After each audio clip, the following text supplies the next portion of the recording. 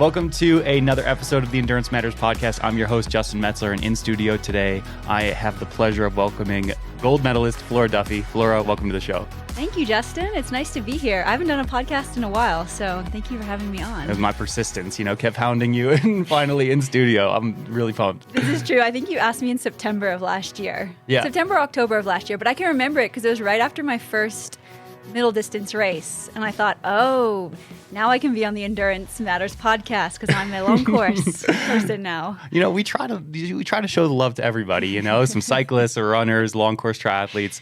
But yeah, definitely interested in diving a little bit further in. Before we get into the meat and potatoes here, I have an icebreaker question. So would you rather live in the Flora Duffy suite at the Hamilton Princess Hotel in Bermuda or have to drink Gosling's Flora Duffy Gold Bermuda aged rum every day for the rest of your life? Oh my gosh. Jeez, Justin. You know what? Probably live in the Flora Duffy suite at the Hamilton Princess. It's probably overall much better for my health. Yeah. Than drinking the Flora Gold rum every day. And the suite is beautiful. It's a very, very nice place. So I'll pick that. All right. I think that's a good selection. Yeah. Are you a rum drinker? Is that something that you enjoy? It's actually kind of funny how that came about. But Gosling's it's a worldwide company, but obviously its headquarters in Bermuda. It's a Bermudian company. And everyone grows up drinking rum there. Their Black Seal is their most popular. And so, as soon as you turn 18, well, maybe a little bit before, you have a few Black and Cokes. So I wouldn't say I'm a huge rum drinker. Obviously, I'm a triathlete. Yeah. But it's definitely pretty special because it has such a strong connection to Bermuda and to my I don't want to say youth, but post 18-year-old years in Bermuda. Sure. Yeah, very cool. Well, why don't you rewind a little bit and talk to me a little bit about growing up in Bermuda, maybe how you got into triathlon and just sort of your beginnings. Yeah, so I've been doing triathlon for most of my life. I did my first one when I was either 7 or 8 years old, and it's called the Iron Kids Triathlon. And it still goes on today in Bermuda. I was actually there back for it a couple years ago, and there's so many kids that do it. It's incredible. And so, I did it, and I absolutely loved it. I was in a swim club before. My parents put me in a swim club, and my two brothers from an early age, and I loved running, which I was in the running club at primary school, and I knew how to ride a bike. So I just did the kids triathlon, and I won, and I joined the local triathlon club, Tri-Heads, which still goes on today. It's super popular.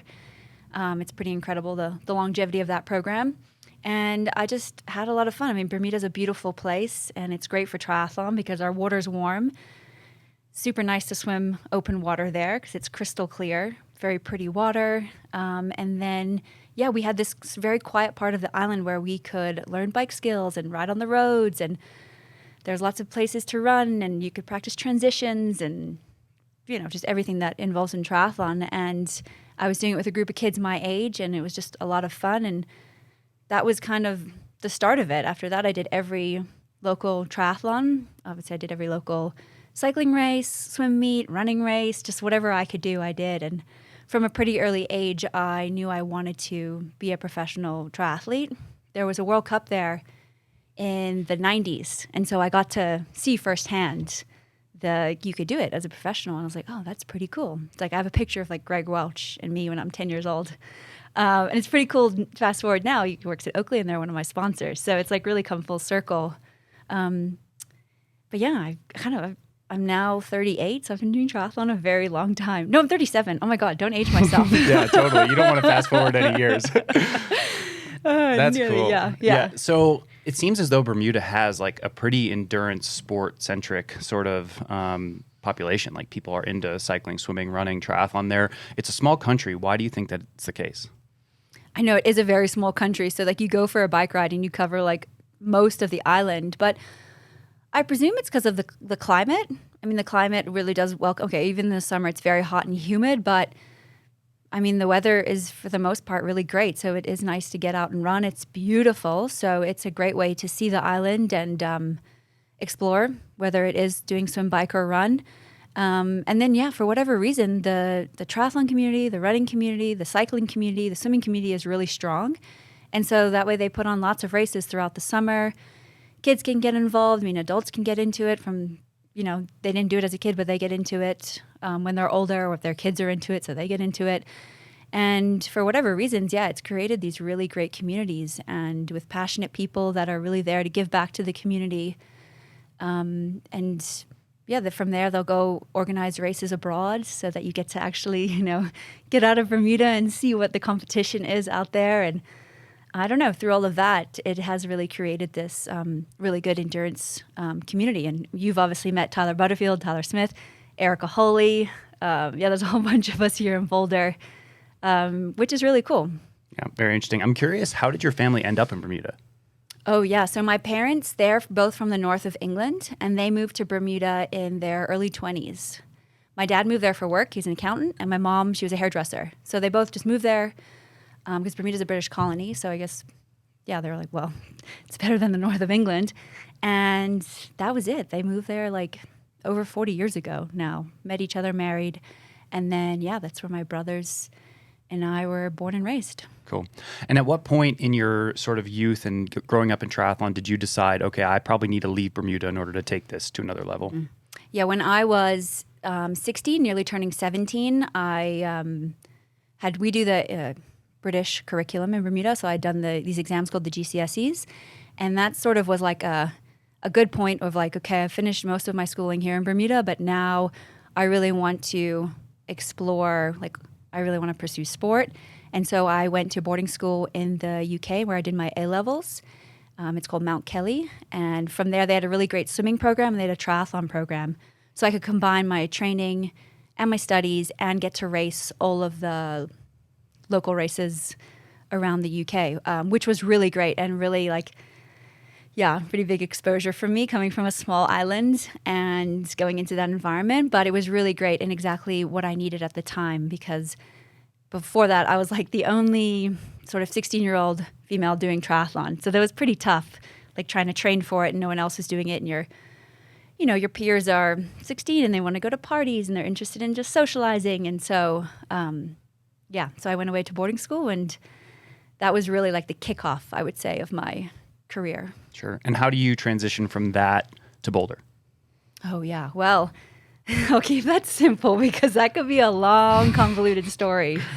But I finished my A-levels, and from there I started racing, I guess you could say professionally. Like I went to the Commonwealth Games, I did a few World Cups, and this is before it was the WTCS series. They just had World Cups. So I started doing that in preparation for the Beijing Olympics, which was in 2008. So this was 2006, and I'm trying to get on track to go to the 2008 Olympics, which I eventually did, but that was a whole drama in itself and didn't go well, and I had lots of issues going on, and I ended up quitting triathlon. So I quit at 20, took an early retirement, and I moved back to Bermuda, and I was just working in a local shop, and I was like, okay, I've got to do something else with my life. And so I'd heard about Boulder and that it was a great place for triathlon, and that obviously it had a university. So I just applied, I got in, and January of 2009, I moved here and started at University of Colorado Boulder. I'd never been here before. I had absolutely no idea what to expect. But it was one of the best decisions that I've made. Sure. When you decided to come to Boulder, was there always something in the back of your head saying, okay, I'm going to still maybe keep a foot in triathlon? Or were you thinking, okay, I'm just going there to have the college experience. Triathlon's definitely behind me. Yes, I definitely had my mind open to getting back into triathlon. But when I first got here, I was for sure more of a college student and tried my best not to. Anyone that I met at CU, I did not bring up triathlon or that I'd just gone to the Olympics or anything like that. I just tried to be pretty normal. I joined a sorority. I really just tried to explore some new things and quickly realized that, wait, this is actually not what I want to do at all. I want to get back into triathlon. And at the time, I was coached by Neil Henderson, and he had a group based here. And he was very careful with his. He guided me well through that time. Just kind of allowed me to turn up to training in almost whatever state I was. Whether if I'd gone out the night before partying, but I turned up, he was like, this is fine. Flora's just got to find her own way back. And eventually I kind of got more and more serious. And then my last few years of university, I was racing, I guess you could say professionally again. Yeah, very cool. Very interesting. I definitely want to talk a little bit more. I don't want to like overskip years or time points. I guess like one question that I have to follow up there is how were you uncomfortable in sort of like that normal life? Because I think as triathletes, we feel like our life is very normal and like the normal college experience or a normal person's existence, that's abnormal to us. Were you feeling like an outsider, sort of like maybe in a sorority environment or just being a normal person having done triathlon and already sort of invested years going to the Olympics and being a high performance athlete? Yes, definitely. I think, for a while there I tried. I was like, oh no, I can do this. But I mean, pretty quick, very, very quickly, I realized that, well, this is absolutely like not me at all. This is a completely like different identity. Like it does not feel authentic at all. And it just wasn't, it just wasn't any of my interests. So, which it took me a few months to realize that, but it was great because it actually made me realize, no, I actually really like triathlon. This is why I want to do it. This is how I want to do it. And these are like, I'm going to be very specific about my environment around me. So that it really helped me sort of organize a lot of the thoughts and almost make sure like the reasons that I stopped, I kind of confronted those and worked through them and knew that like I couldn't let myself get to the point of where I was in 2008 ever again in my career. So yes, I guess I did. Yeah. I don't know. If you're a triathlete, you're just always a triathlete, I suppose. You can try and hide those characteristics, or they're going to appear. Yeah, you got like, I mean, at least for me, I've only got a couple days a year where I can be a normal person. For 360 days a year, I think I'm just like full athlete mode, and I think we're all similarly wired in that way. That's a very maturing experience, and I think you probably grew a lot during that time. What were the next steps, sort of, once you have that realization of like, okay, I am a triathlete, this is what I want to do? Are you immediately trying to just lock in for, it would have been the London Olympic Games, 2012? It was, yeah. So I took 2 years out of the sport and got back into racing the summer of 2010. And sort of from there, it was, I didn't know I was going to qualify for the Olympics, but that was the goal. And it certainly was not like a nice straight linear line of everything going well. I mean, there was like huge ups and downs, and I'd race well in one race and then be absolutely terrible in the next. And I'm balancing school, and 1 minute you're in classes, the next you're like flying to New Zealand for a race, and then you're flying back. And I'm like, this is a kind of ridiculous life that I'm leading right now. But I was like, I don't know, 21, 22 years old. So you had the energy to do that. I could definitely not do that now.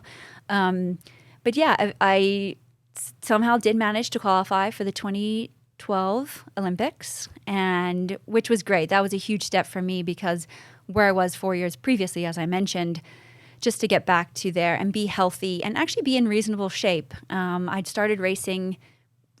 My racing was still very up and down. Like I could come like top 10 in a World Series 1 week, and then a couple weeks later, I'd be like 30th. Or I could win a World Cup, and then, so there was definitely signs, but I was definitely not consistent. But getting to the 2012 Olympics was a huge goal, and unfortunately the race didn't go quite so well. I did crash, but it still was like a really good step in the right direction for me. Sure. And from there, like I said, I don't necessarily want to fast forward through years, but I have a lot of questions specifically about the build up to the Olympic Games where you won gold in Tokyo. And so I guess like just transitioning a little bit, I'm curious to hear throughout all of the years, and remind the audience, did you go to Rio as well? I did. I went to Rio when I was 8th. Okay. So that was definitely a step in the right direction. That was a huge step in the direction. And Rio was interesting because let me get my years. Oh, okay. So we're in 2016. Yeah, that was an interesting one for me because I had the previous year had my first podiums in the World Series.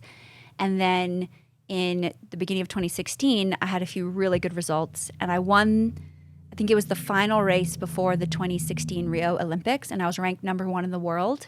But it was not expected. Like I hadn't planned for that, like mentally, emotionally. And that threw a whole like set of circumstances that I was not prepared for at all at me. Like suddenly I was being talked about as a potential dark horse to win the race or to be on the podium, to like completely mix it up. And obviously Gwen Jorgensen was the huge favorite, but there was a few of us that were dark horses, really strong swim bikers that were going to maybe upset how the races had been playing out. And yeah, for me at the time, it was way too much for me to handle. And I ended up finishing 8th, which for a few years there I was really disappointed with. And then, I mean, like everything with time, I'm now very proud of that result. And it was a great stepping stone into Tokyo. Sponsor of today's episode, Precision Fuel and Hydration. These guys have been an amazing partner for the show, and it's really a product that I use every single day in my training to help me go faster, feel better. So in today's day and age, we all know high carb is sort of the thing. And so previously I've spoken about how much I like the chews, and I'm still munching on those pretty much every single day in training, but I've really been getting into the PF90 gels. That's been a really big value add for me to have 3 gels in one. And I feel like sometimes I'll just take that entire gel all at once or go half and half. It just allows me to get a little bit more carbohydrate and sort of just bump everything up and feel a little bit better in training. So if you want to try that for yourself, head on over to pfnh.com and use code BigMetz2025 for 15% off. I want to talk a little bit about like sort of that dark horse mentality. And I think around that time you were perceived as like a game changer with the swim, pushing the swim and the bike. I think particularly with Gwen being so dominant at the time, I feel like there were a lot of people who needed to maybe get ahead on the swim and the bike. How much responsibility did you feel at that time to really drive pace, to take the cycling and the swimming to another level? Was that something that was on your mind in the preparation for the races? You know, at first it sort of happened accidentally, like a few times in 2015, and I just was like, oh, wow, like, okay, this is interesting. We've got some separation here. We've got a bit of a group, and we're really maximizing the swim and the bike, particularly the bike. And sort of, yeah, as that went on, it kind of did feel like I was one of the main game changers that created that scenario. And if I was in the race, then people knew that's what I was going to do and make it really tough from the start. And so I don't know if it really felt like a responsibility, but it did feel like, yeah, this is my style of racing. Like, I'm not one of the fastest runners, but I know I'm one of the best cyclists, so I'm going to use that. And I'm one of the best swimmers, and really try to manipulate the race as best I could using the swim and the bike and transition. I mean, that was a huge piece of it as well. And so, yeah, as each race went on, that was sort of became my style and my niche, I suppose. And more women jumped on that. And yeah, I mean, in 2016 and 2017, having Jess Learmonth and Katie Zafiras, like we were just sort of this unstoppable trio, it felt like, which was really cool. And they almost shared the same mentality. So if I was having a bit of an off day, it wasn't like it was just me pushing the pace, like they were right there. And, you know, so we could really create this pretty cool dynamic that was a lot of fun to race in. Sure. And from there, obviously, after Rio, all eyes are set on 2020 Tokyo.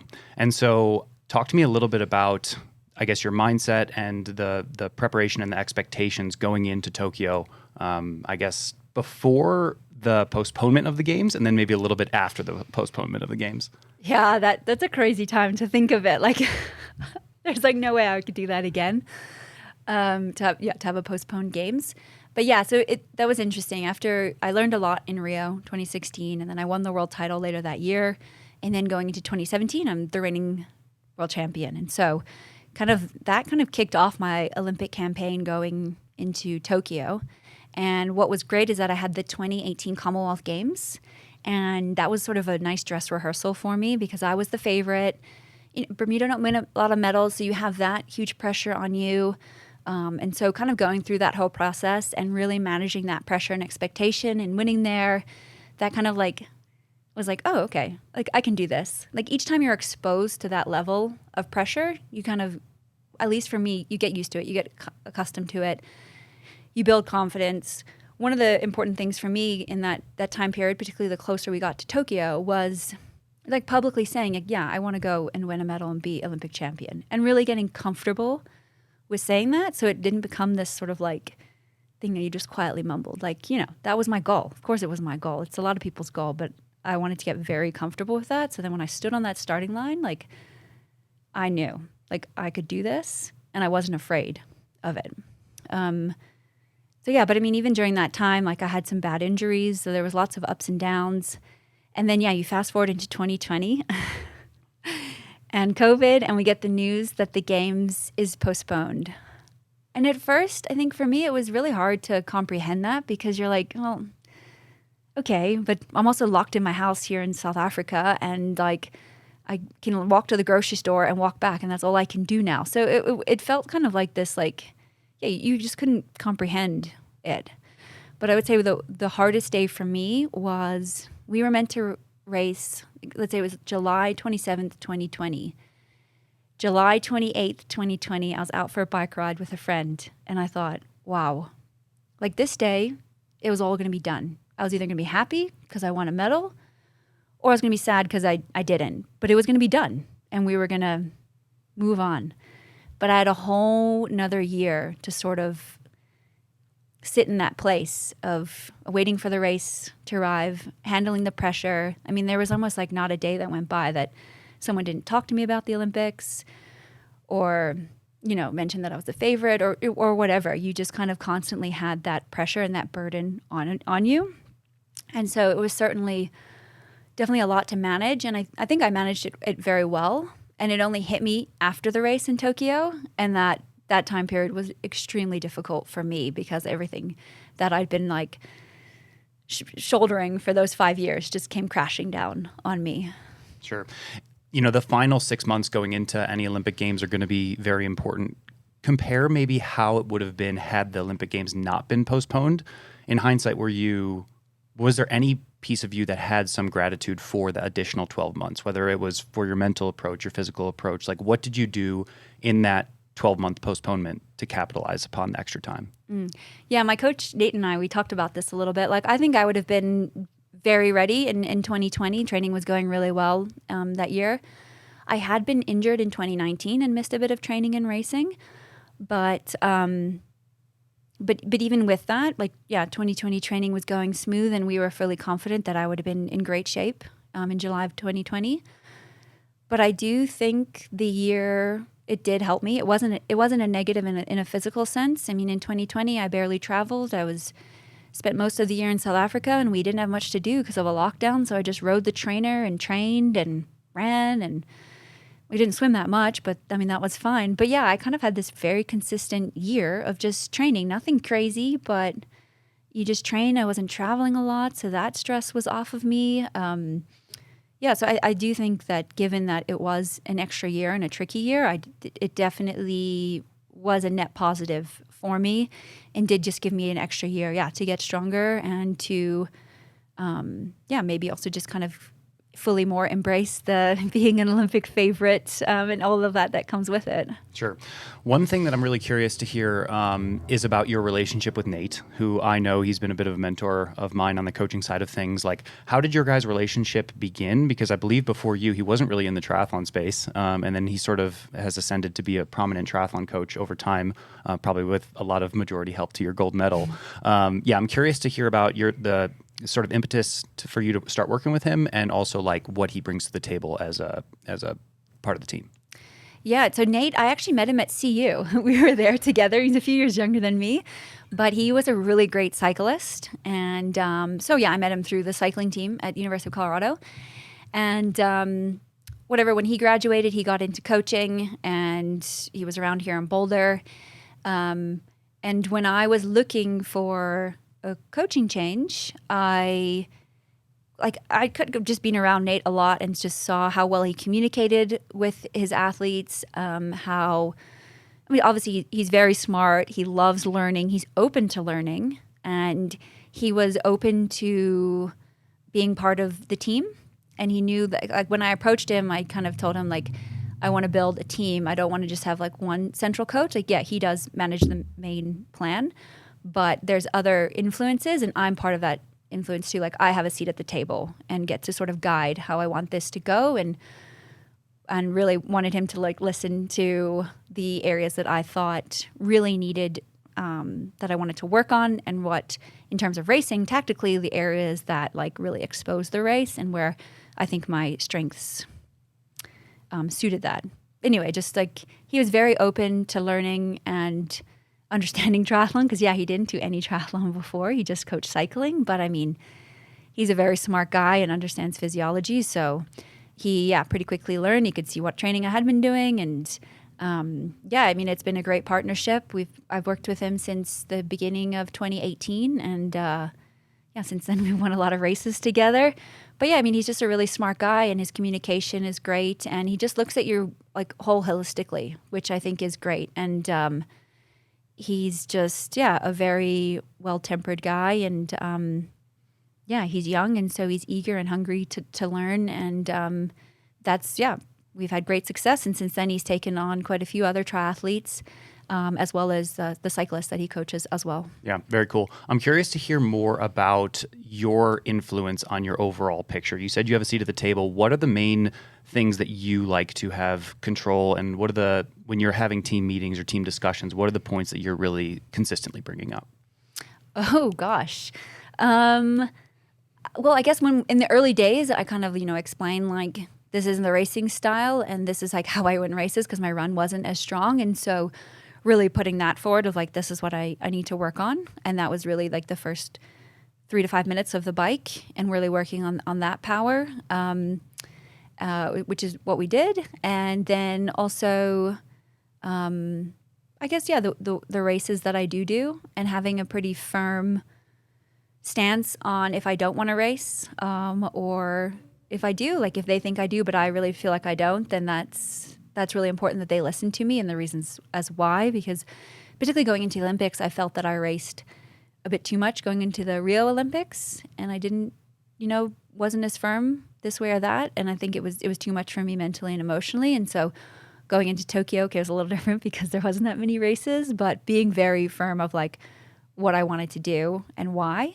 And sort of Nate, my running coach, Ernie, and Dan, really taking that in.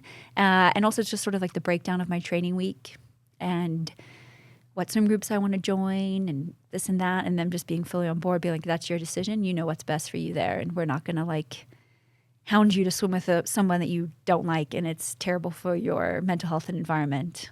So just little things like that, really. But it's interesting kind of being exposed to more triathletes because there's so many here in Boulder, and you hear some of like the horror coaching stories, and I'm like, wow, like that's just crazy. You were in that environment. And so I don't know, I was never really exposed to that, but I just had a very clear idea of like, that's not good. This is how I want it. And having people that were open to that and very respectful of that, and putting me first as a person versus me as Flora Duffy, the triathlete. Yeah, very cool. Are there ever times sort of like when you get a training week and you're putting up your hand and saying, I don't like the look of this, that session's too hard, this session's too easy, the weekly layouts are wrong? Or do you guys have a flow where he's writing this, Nate's writing the sessions, and you're just sort of like going, he has enough information from you to sort of know what to do? Yeah, I mean, he definitely has enough information from me to know what to do, but there's definitely times when I'll be like, oh no, I think I actually can handle a little bit more here, or no, I actually need to cut this run back, or like build this swim out slightly differently. And so, if I see that, I'm not afraid to like call him up and tell him why. And sometimes it's fine. And then other times he's like, no, like actually you're fine and you need to be held back and you don't need to be doing more. And that happened a lot going into the Olympics in Tokyo. And I think that was a really big moment, particularly for Nate, because I mean, he's a relatively new coach in triathlon at that point. He's coaching the favorite to win gold. And he was confident enough to be like, no, like you don't need to do more. You're in a great place. Like be confident with that. And so we'd had years of working together at that point. And so really being able to trust him and in that process. It's a bit of back and forth, but never him being like, no, absolutely not. It's like a very nuanced conversation. Yeah, I could picture his reply. If you said, hey, I'd be very like, yeah, let's talk about this. Yeah, let's exactly. unpack it, 20 minutes later, I'm like, okay, fine. Yeah. I won't do that extra swim. 100%. And so you mentioned the team. Nate's obviously a big part of that. Yourself, you're a big part of that. Who else sort of like rounds out the whole picture? And then Dan, my husband, he's involved, not necessarily in writing the training at all by any means, but he does help facilitate it, particularly like in an Olympic build, whether that's keeping me company at the track if I have nobody to run with on any run workouts, riding the bike next to me, just having nutrition, carrying a spare pair of shoes. I mean, just stuff like that. A very supportive Judy. He obviously does a lot of the cooking and just kind of like takes away all of the baggage or outside noise so that I can just focus on my training and recovery. And then my running coach, Ernie, he's based in South Africa. He's a pretty well-known coach there, but he's not someone on social media, not someone with a big ego. So, but he's great. He's a really, really knowledgeable guy. And I've been working with him since 2015. And yeah, him and Nate collaborate really well. And again, I'm also at a point where like both kind of know what I need. Neither is crazy with what they give, and it all kind of meshes out. And Ernie's also like a really great person that he looks out for you as the person first before you as the athlete, which I think is really important for someone in a coaching position. Yeah, for sure. I've heard a lot about Ernie. I hope I can meet him one day because Brad Weiss, who's a mutual friend of ours, he's spoken quite a lot about being coached by Ernie. Yep. I want to talk a little bit more now about your injuries. I think that's something that obviously all athletes deal with, and you sort of run up against that when you're pushing the upper limits of professional sport. Like, what have been sort of like the times? Can you pick out a time or like a common thread amongst like the preparation going into maybe injuries and setbacks? Like I've done things that you maybe have done incorrectly in hindsight. Oh my gosh. Yeah, Justin. Yeah, I've had some pretty bad injuries in my career, mostly tendon injuries. I've realized that's me. I'm a tendon injury person, which is super frustrating because on one hand you can kind of manage them, but on the other hand they're probably with you for like life, and you just it's a constant management. But I've tried to like think of commonalities for all of them, and it's really hard because all have kind of come at different points in my career or different points in like the year or under different amounts of load. But yeah, I mean, my worst injury was my tear in my patella tendon that I had that took me out all of 2023. And I mean, it's still something that I have to manage now. I don't know. It's really tricky. Well, I'm actually dealing with a bit of an injury right now, which we've discussed off air. And the one thing I have noticed about myself is I see some athletes that they can just function in a lot of dysfunction, if that makes sense. Like they can look all kinds of like skew and like there's all sorts going wrong when they're moving, but they're just fine. Yeah. Whereas I've noticed with myself, if I get slightly out of alignment, like chaos breaks out in my body. And I think that's kind of, that's what happens. I get like slightly out of my hips and I load that, and then there goes my Achilles or my knee or something. And so I have to be really, really careful with that and really invest in treatment, in massage, in physio, and doing the small things of preparing before you go for a run, all the activation and mobility and whatever else. The things that take time and you just don't want to do. And it's exhausting when you're doing 25 plus hours of actual exercise. So that would probably be the one thing I have noticed. I mean, it's very small, but those small things make a difference when you are loading them multiple times a day for multiple hours. I've tried to like study my nutrition, but I mean, that's pretty solid. It's just, it's tricky. I wish I knew the answer because maybe then I wouldn't get injured, but that's like the weak part. I think everyone has, a weakness in them. Like, for me, it's not like, some people, maybe it's more mentally, emotionally. Mine is like, injuries. Like, can I stand on the starting line as a favorite for Olympic champ to win the Olympics and embrace that? Yes. But will I get a bad tendon injury? Yes. Definitely. I feel your pain on the tendon stuff because I'm a tendon guy. Touch wood. I've never had a bone stress injury. Yeah. I just am tendon guy through and through. Yeah, always dealing with a tendon. Yep. So I feel your pain because it is like, my wife Jeannie just had a stress fracture, and it's just like she breaks her bone. 12 weeks later, she's fine. She's back out there. Mm-hmm. You know what I mean? My tendon has been like years and years and years. And the listeners of the podcast will know that I've dealt with my Achilles for a better part of 4 years. I am curious to hear a little bit about like just the mental side going through injuries, because most athletes will experience one. Like it's hard to be an injured athlete, right? Like our identities as professional athletes in particular are very tied to being able to exercise and train every single day. Like, what do you do when you're hurt and you can't do what you want to do?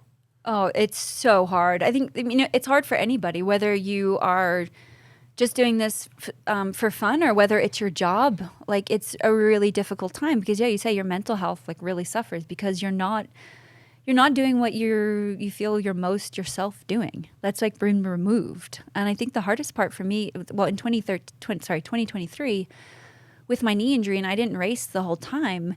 Like at that point, I was the reigning Olympic champion and world champion. And suddenly I'm like, I can't train and I'm slow and even the bits of like swimming I'm getting hammered and I'm just not, you just don't feel like yourself at all. And it's really, really tricky. Try to focus on the positives. Okay, what can I do? And sort of block out like everything else that's going on around you.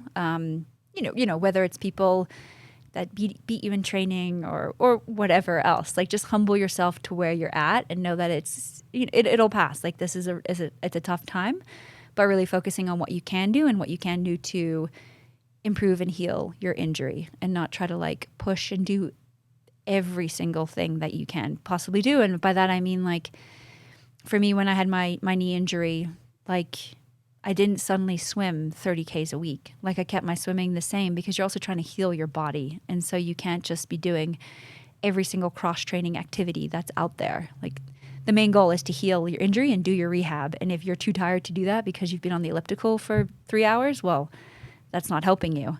But yeah, it's really tricky and something like each injury, I think, I'll handle it fine, but it's hard. Like I'm injured now. And it's been really, really difficult for me. Almost harder than some of my other ones because you're like, gosh, again, like I'm here. I call it like the waiting place because you're not moving forward, you're not moving backwards, you're just here waiting for something to happen. Yeah. And it's really tricky. So the one important thing is obviously to have a good environment around you and good friends and good people. But yeah, it's not easy. I don't know. Yeah. Do you have tips? Yeah, I know. I'm with you in the sense of like the waiting game is the hardest piece because I feel as though even if I'm at my absolute lowest, if I have an action plan where I'm making like positive steps forward, like you've just gotten treatment on your Achilles, like that's really positive because it's like, okay, that's actually doing something to help you move in the right direction. Now you have a timeline to like, okay, when can I get back on the bike? When can I run? Like when I had my surgery and I was sitting there in a cast for 2 weeks, like that wasn't a hard time for me. It was the wait until the surgery because it was like I'm just standing here like a sitting duck. Like I have nowhere to go, nothing to do. I can't run. My foot hurts. I can't train for anything. Nothing's on my schedule because I'm going to have to recover for 6 months after this. Yep. Like that was psychologically that was the hardest time. Also like diagnosing the injury of like, okay, what's the severity? Sure. Yeah. So just like getting all the information for me has always been the biggest piece. Like for Jeannie and I, it's like, okay, you feel something. It's tipped the point of like, this is more than a niggle. It's like, MRI straight away, get in front of the doctors, get in front of the physio, like make an action plan because if you can just lay out like the months, I think that can be helpful, but there is no way to like beat around the bush if it sucks being injured. It does, yeah. Then that's a good point. I will say like, because my Achilles has been bothering me and I've been doing all the rehab and having all the shockwave. I'm like, nothing is happening here. And so finally got it looked at, saw there was a tear. The doctor was like, well, that's not going to heal doing what you're doing. And you're like, okay, I'm not crazy. Also, like, I am feeling what I'm feeling. Okay, what's the plan? We're moving forward. Even though, like, then you get more pain and you're like, oh, gosh, was that the right decision? And you just have to be like, yes, it was. And we're moving forward now. And I think you got to trust your gut a little bit too, right? Like you're experienced. You've been doing triathlon for over 20 years, like both of us have. And I think when you feel something off in your body, you know the difference between like, my Achilles is a little stiff after a long run and like, this hurts. Yeah. And there's a difference between those two things. And I think a mature athlete knows the difference and knows when to be like, I think I need to actually take this seriously versus like, okay, I'm going to throw a heat pack on it and go run again, you know? Sure, yep. I am curious to hear your perspective a little bit just on like the psychological pressures around like the races have a firm deadline, right? So like if you're committed to the T100 series or you're preparing for a grand final in the WTCS or the Olympic Games, like those dates aren't going to change, but you can't manage the timeline for an injury. Like when you're coming back from an injury and you have a set date for a race, what is that like in terms of your anxiety and I guess like pressure to push along the rehab process? Yep. Yeah. I mean, for me, the biggest stress was the Paris Olympics and I'm coming back from my knee injury and things are not going well. Like even at the beginning of 2024, the first 3 months of the year were pretty terrible. Like both Dan and my running coach, Ernie, because I was in South Africa at the time, they told me at the end of March, beginning of April, separately, they were like, if you don't get your act together in the next like 2 weeks, like it's over. Like you're not going to make it to the start line in shape to be anywhere close to fighting for a medal.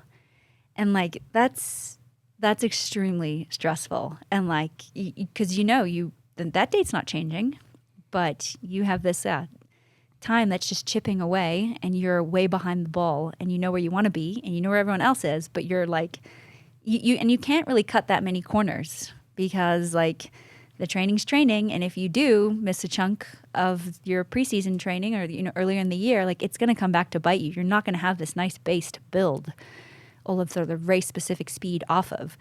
And so for me, I was just constantly managing that leading into the Paris Olympics, kind of knowing I was behind it, doing my best to make up for it, and got myself in the best position that I could. But Nate and I have talked about it extensively. I had like a big call with him, Nate, and Ernie and Dan after to be like, okay, what did we do right? What did we do wrong? Like, where did we miss some spots? Like, obviously, it was super tricky coming back in with such a short timeline, but it's not easy. And I've had so many people when I went back to Stellenbosch this year. I was there end of last year and through April this year, and everyone was like, wow, you're so much more relaxed this year, Flora. Like, you're like a totally different person. I'm like, yeah, that's because I'm not preparing for an Olympics in 6 months' time, coming back from a mega injury. And so, yeah, it's so hard. But again, that's part of being a professional athlete. Yeah, I think that just looking back on Paris, like all of us here in Boulder who were like a very small part of that preparation, swimming with you and maybe doing a couple runs or whatever, we all just thought you were such a legend because we knew the abbreviated preparation that you had. Yeah. We knew that you just took every tactical advantage that you could from the swim and you just gave it your absolute best. And we could all see that watching the race. We were like, Flora's like, she's doing the absolute best that she can. And I think at the end of the day, like sometimes the cards are going to fall in your way, like win a gold medal in Tokyo. And sometimes they're just going to be a little bit dealt a little bit differently. And I think like as athletes in hindsight, hopefully we can all just like understand that's just how life is. You know what I mean? Yeah. Sponsor of today's episode is Lever Movement. This is a really cool product. It allows you to get some body weight support on any treadmill. You pretty much put this device on there, you put on a pair of shorts, and you use a cord to be able to take off up to 40 pounds of body weight. So many of you know I had Achilles tendon surgery recently, and I've been using the lever over the course of the last 40 runs to work up to the point where I was able to run an hour on land today. So that was a big milestone for me. Additionally, I've realized over the course of that process how important this could be for keeping me healthy and getting in some speed work without that pounding on the road. So I'm definitely going to be using the lever over the course of the next months and years as I continue to get back fit, healthy, and ready to race. So if you're interested in trying a lever for yourself, head on over to levermovement.com and use code EnduranceMatters20 for 20% off all devices. I am curious to talk a little bit more about your mindset. I want to talk specifically about pre-Tokyo and post-Tokyo. So you said you're 10 years old. Greg Welch comes and he inspires you to become a professional triathlete. You say, I want to win a gold medal. How much time did you spend in your mind thinking about winning a gold medal? And what was that moment actually like in terms of like comparing to what you had maybe built up the moment to be? Oh, wow. Okay, I guess it's like, you spend time thinking about winning a gold medal, but then there's also a difference between that and then spending time thinking about it and like knowing it's an actual real possibility. And then you go and do it. And for me, it was just such a big surreal moment that I like really couldn't fully take it in because you're like, wait, what just happened here? Like, I just did it. Race just blew by and there I was just running on the blue carpet and there I am. Now I'm an Olympic champion.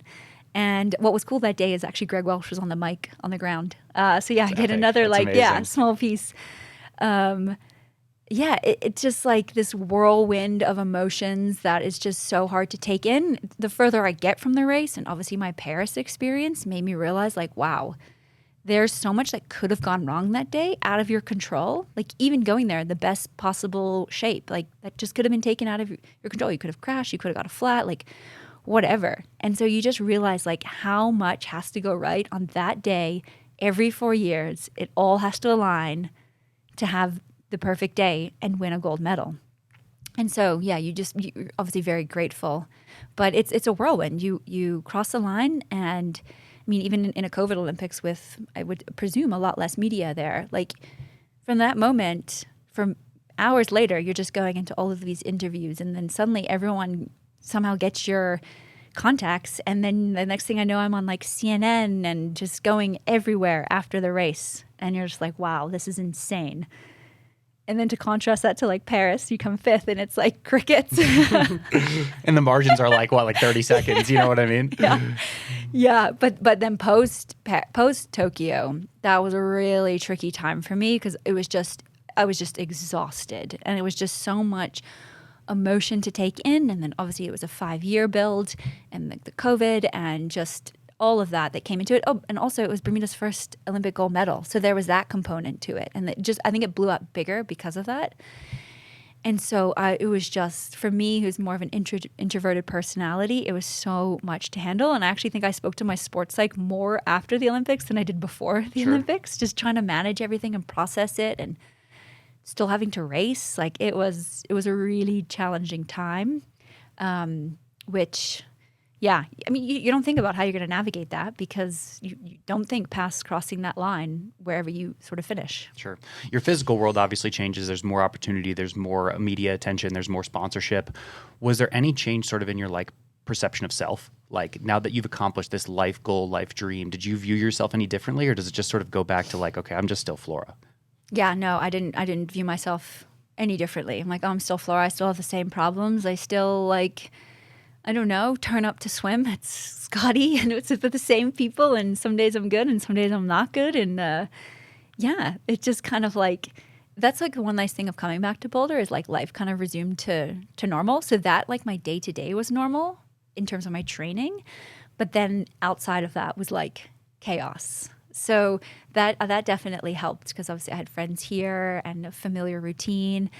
But yeah, it's still the same. I mean, I think some other people's perception of me maybe changed, but mine, no, stayed the same. And so that made it also kind of weird because you're like, oh, why do you think of me different now? Like a week prior, you thought of me in one way and then a week other. Like one of the funny things is that at the Scott Carpenter pool, like, I mean, I've been swimming there for years and then suddenly I won the Olympics and they like all knew who I was. Oh yeah. I was like, last week you didn't even like say hi to me as I came to the pool. And now they're like, oh, hey Flora, like congrats, you know, whatever. I mean, just, yeah, small things like that. But no, I think, no, my sense of self is still the same. Yeah. Were there any how did you handle the pressure, I guess, going into Paris with the injury, being the, reigning Olympic champion? I think a lot of people were talking about you, like even with a year hiatus in 2023, people are saying you can't sleep on Flora Duffy. She's gold medalist from the previous Olympics. Were you listening to that noise and was that getting into your head or what was the preparation like from a mental perspective there?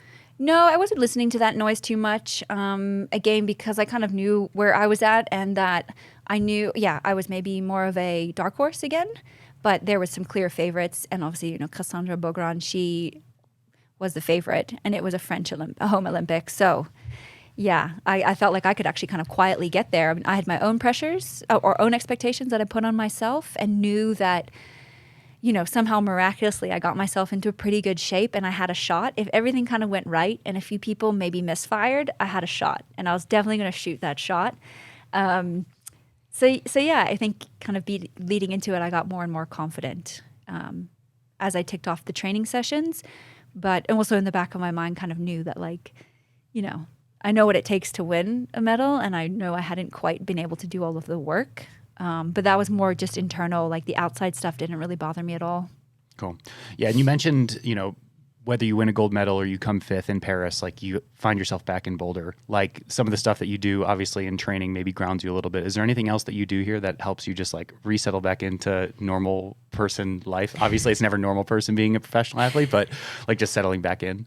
Gosh, I'm trying to think. What do? I don't know. That's the thing. I don't really do that much. Yeah, it's like we're all just going to do our foam rolling routine and go to bed at 8:30. Yeah, I mean, just like hanging out with my friends and like, they were like, they don't care if I won or not. They're pumped regardless. Because, I mean, I guess so many people knew the journey that I had to get there. And so, I mean, that's nice that, no one thinks of you in a bad way because you went there and you didn't win a medal. Yeah. Like, no. So I think just kind of being back here in Boulder and being in my house, I don't know. I really like my house here in Boulder.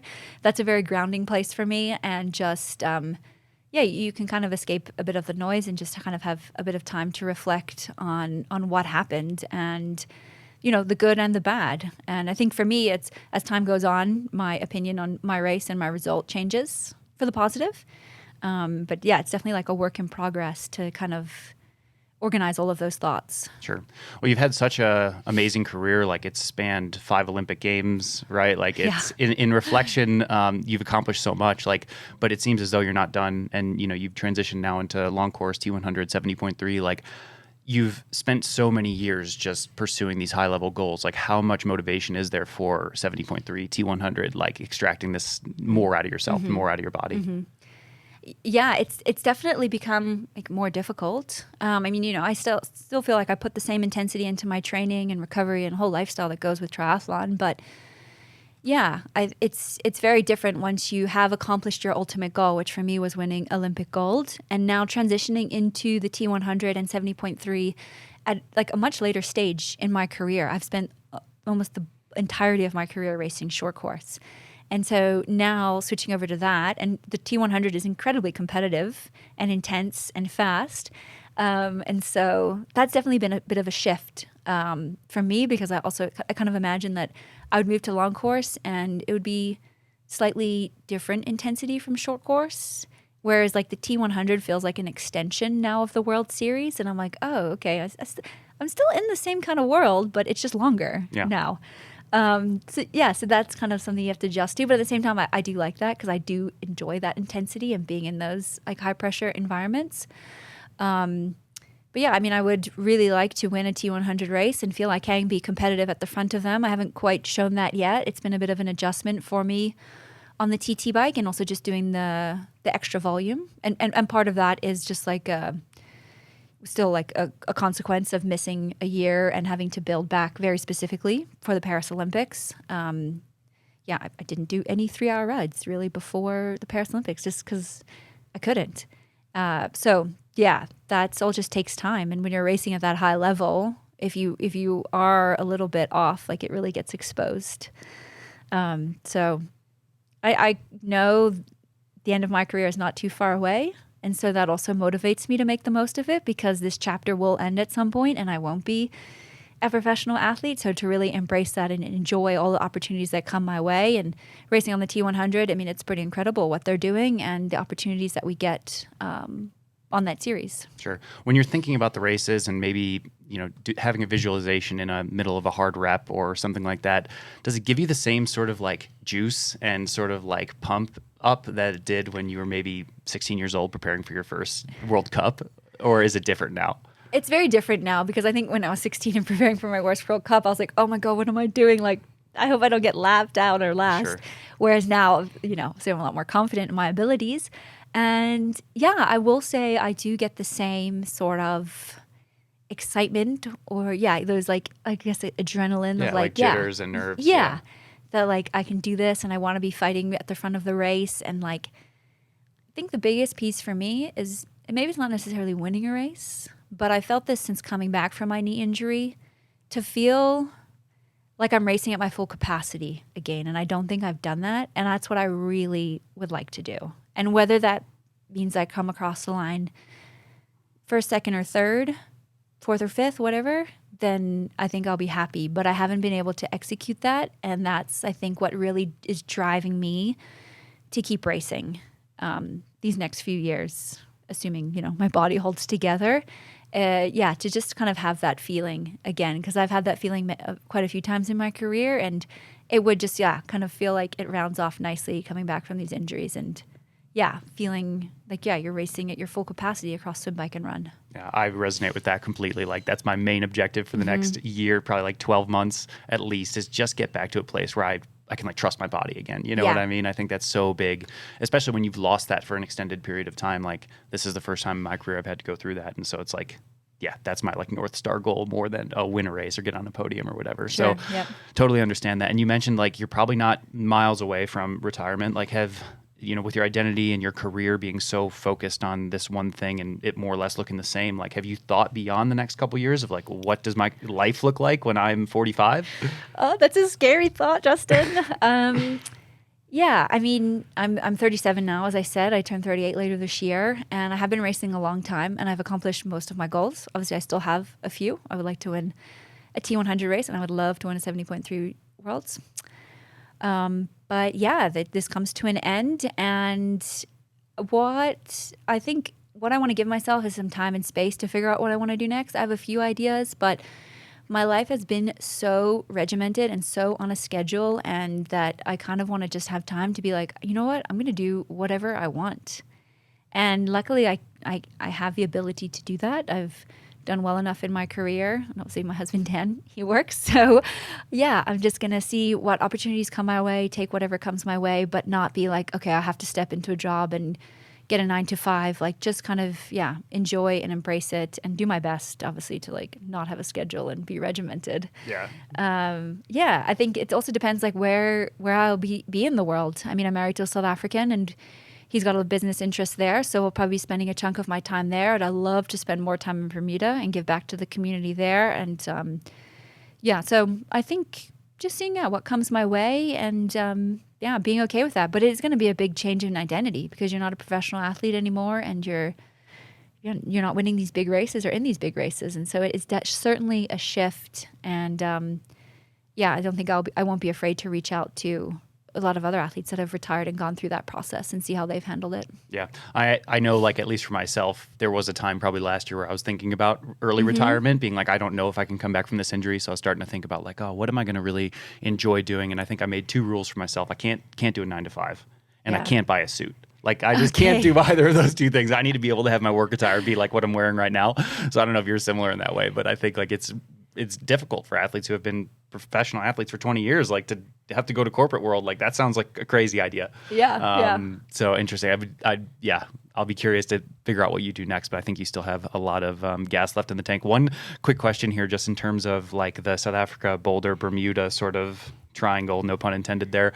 Like what are the like the things you like about each place? What are the things you dislike about each place? Because we have some common, my wife Jeannie's from South Africa, so we spend some time there, not as much as you, but obviously live here full time at Boulder. Like what are the similarities and what are the things that you like about each place, and why do you still rotate around all 3? Yeah, sure. I mean, I like that they're all very different, so that's nice. It keeps it pretty fresh. South Africa, I like it because I dodge the winter here, obviously because they're Southern Hemisphere.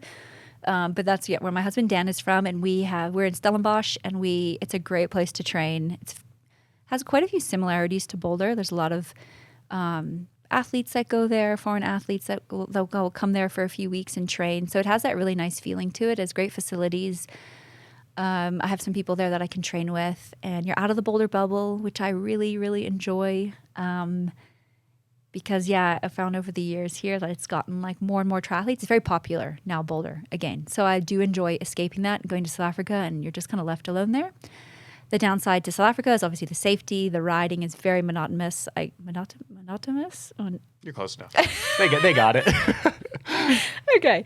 Yeah, it's very the same. I can only ride a few routes.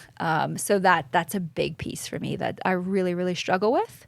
Then Boulder, obviously Boulder's great for training. It's so easy to train here. The roads are great. The trails, the pools are a bit of a problem, but the one hand, there's a lot of people here to train with, which is nice. On the other hand, that gets a bit much. I think that was one of the pieces I struggled with last year. That just got too much, and I just felt like you're hearing about this person, that person. A lot of people came here last year too. A lot of of new folks are just like top pros who not like a new crop coming in, and that's a big difference. Yes. So a lot of bigger personalities came here, and so that was an adjustment. So I mean, maybe you could put that in the downside of Boulder, but I don't know. It's pros and cons to it. I mean, Boulder, it's great. It's easy. There's great massage therapists here. There's great physios. There's medical.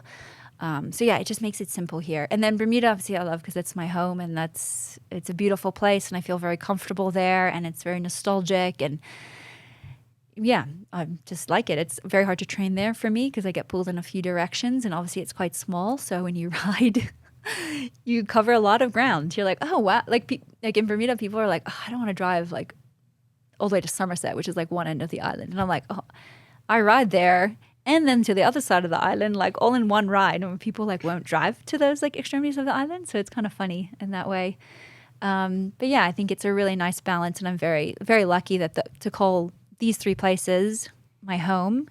And hopefully continue to spend time in all of them, even after my career. Perfect. Well, that's a good transition here for our rapid fire questions. My first rapid fire question before we wrap up the podcast today is, if you have to choose one to be your permanent residence, but you're banned from the other 2, Bermuda, South Africa, or Boulder, Justin, what do you choose? It's hard, I know. That's a terrible question.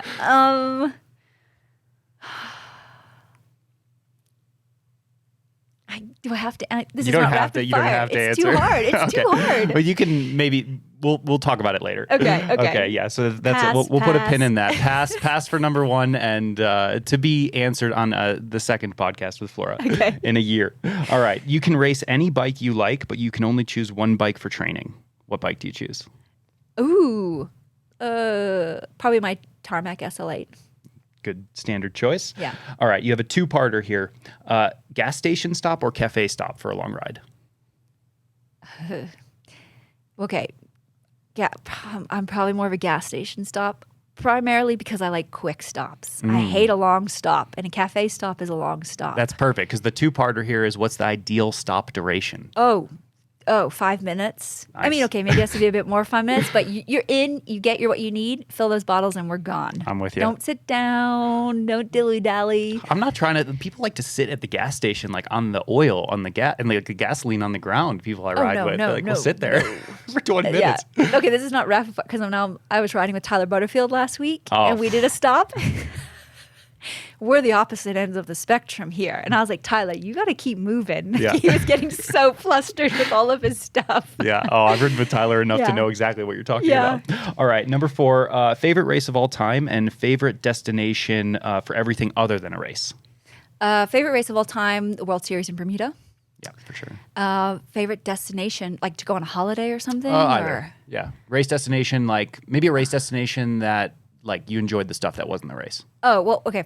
Bermuda's in that as well. Sure. But I would say Stockholm.